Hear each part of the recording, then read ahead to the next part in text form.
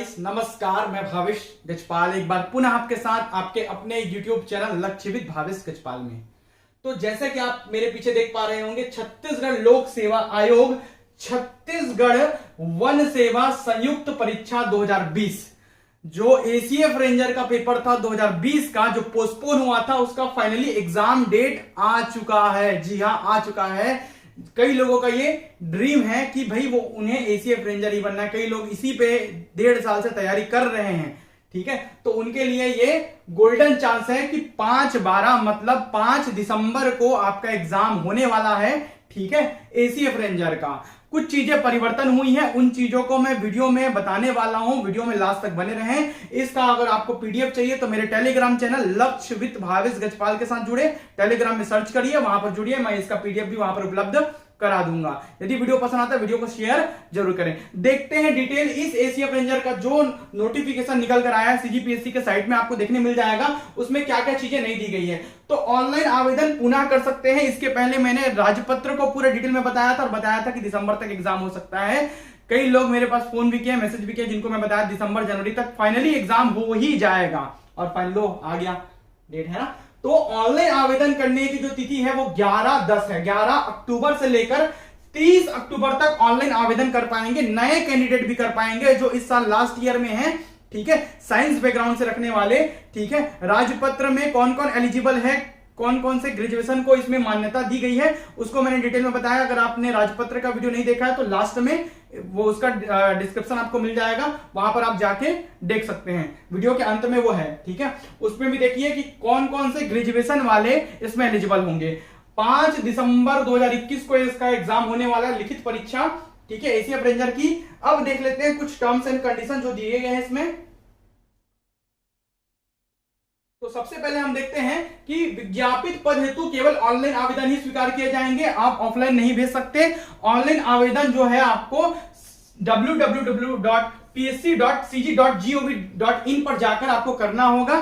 ठीक है, ऑनलाइन आवेदन करने की तिथि है 11 अक्टूबर से लेकर 30 अक्टूबर 2021 तक। ठीक है, त्रुटि सुधार का कार्य आवेदन करने की अंतिम सीमा के बाद 31 अक्टूबर से लेकर 4 नवंबर तक आप त्रुटि सुधार कर सकते हैं। ठीक है, उसके बाद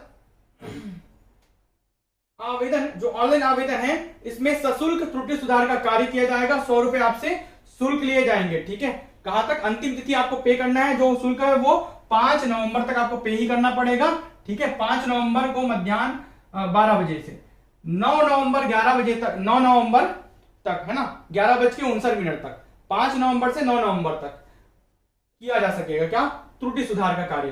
त्रुटि सुधार करने की अंतिम तिथि के बाद यहां से यहां तक आप क्या कर सकते हैं, शुल्क पे कर सकते हैं 100 रुपए।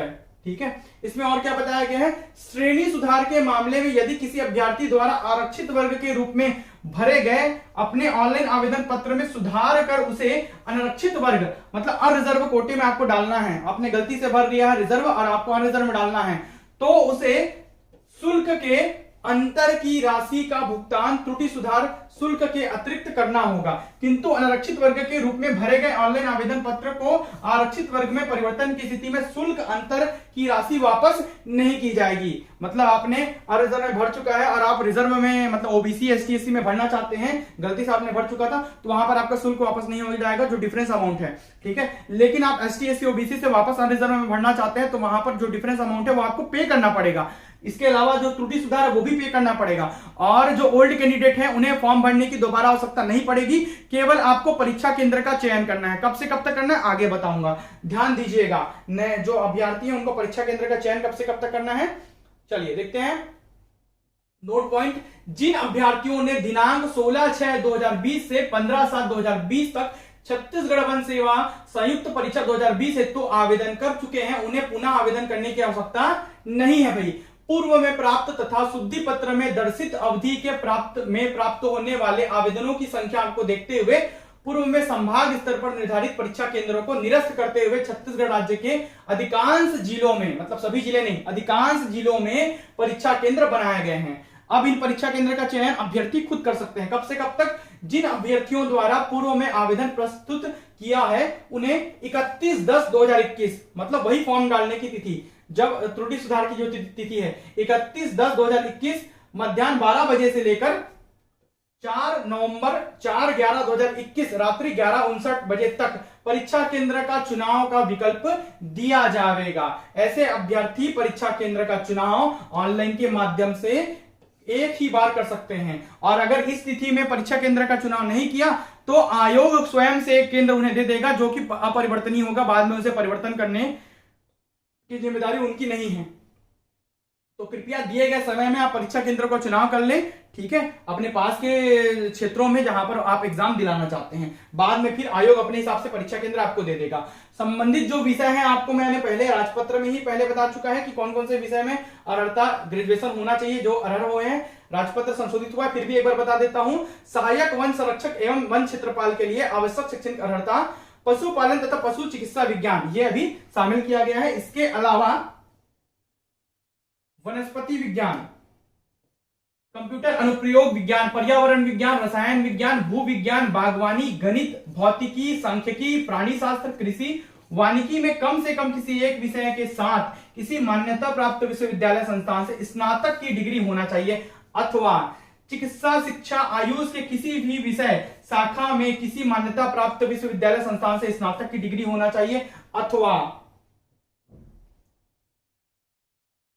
अखिल भारतीय तकनीकी शिक्षा, टेक्निकल वाले जो हैं, जो इंजीनियरिंग वाले बैकग्राउंड वाले हैं, भारतीय फार्मेसी परिषद, वास्तुकला परिषद के द्वारा मान्यता प्राप्त तकनीकी शिक्षा के किसी भी विषय शाखा में किसी मान्यता प्राप्त विश्वविद्यालय संस्थान से प्राप्त स्नातक डिग्री जिसे छत्तीसगढ़ शासन द्वारा अमान्य न किया गया होना चाहिए।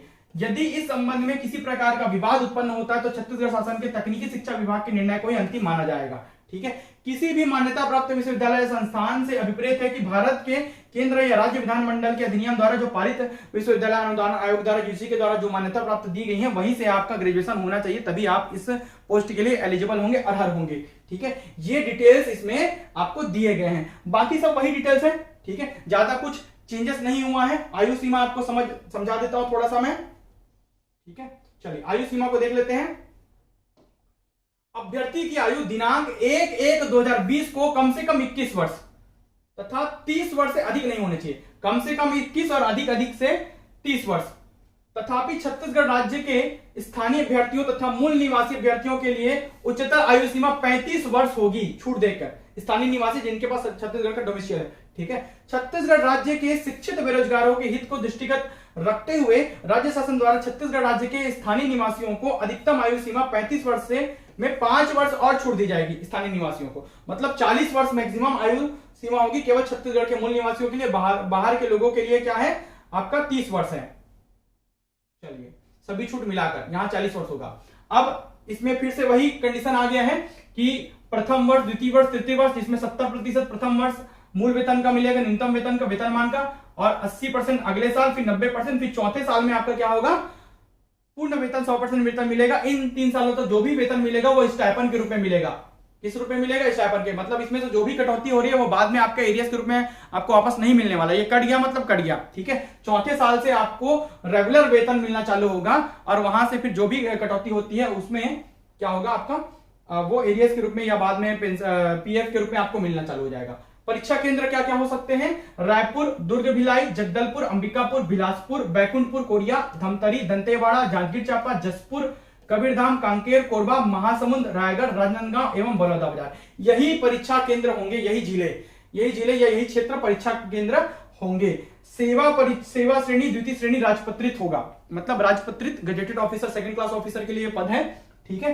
तो इस प्रकार के पूरी जानकारी, आयु सीमा, वेतनमान, कौन कौन से परीक्षा केंद्र होंगे, क्या क्या चेंजेस हुए हैं, ये पूरे मैंने आपको डिटेल में बता दिए हैं। यदि आप अभी भी 2 महीने के लिए क्लासेस ज्वाइन करना चाहते हैं तो एकदम minimum cost per classes join कर सकते हैं दिए गए नंबर पर, जो बाजू में चल रहा है नंबर 7470999978 पर मुझे तुरंत आप व्हाट्सएप कर सकते हैं और भी जानकारी क्लासेस संबंधित ले सकते हैं। वीडियो में अंत तक बने रहने के लिए बहुत बहुत धन्यवाद। वीडियो पसंद आता है लाइक जरूर करें और टेलीग्राम चैनल से जुड़े लक्ष्यविद भावेश गजपाल सर्च करके। Thank you.